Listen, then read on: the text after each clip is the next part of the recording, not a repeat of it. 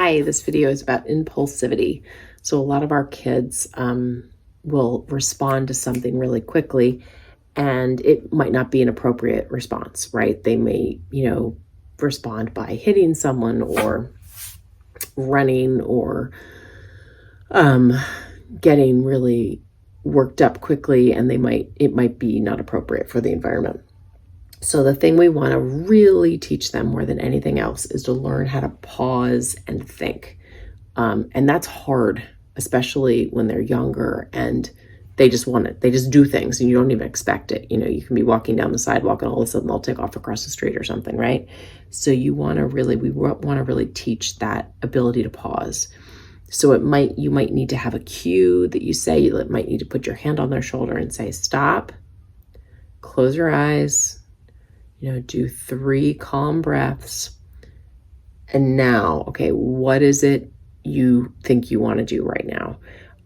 To really teach them that skill, because it's a skill that even adults struggle with, right? So if we can start to teach it to them young, imagine how amazing they'll be with this when they get older. Sesame Street Breathe, it's a funny little app, especially for the younger kids. It's fun. It's this monster and he has a problem and you help him breathe and then you help him think of 3 potential solutions and then you choose a solution and he follows it through. But it's a cute little way to sort of model this so that they start to learn, okay, it's not going to help me just to like break down and start to cry here. I'm going to have to figure this out and I'm going to have to get calm about it. So that's the main thing. In school, what it can look like is kids can, blurt out and not raise their hand. So sometimes teachers will have cues that they do with a student to remind them to put your hand up when you want to say something. And a lot of the time it's just because they're so excited to say what they want to say. They just can't keep it inside. Another thing teachers might do is have the student write down what it is they really want to say, or they can show. A lot of teachers will have kids do like this on their shoulders, like I have 1 idea about this, I have 2 ideas about this, I have 3 ideas about this, so that it's their way of saying to the teacher, look at all the things I have to say about this idea. And it makes it a little easier for them to keep it inside.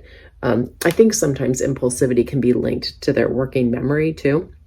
If they're having trouble remembering what they want to say, they're afraid they're going to forget it. They just want to get out and they'll stop at nothing to do it.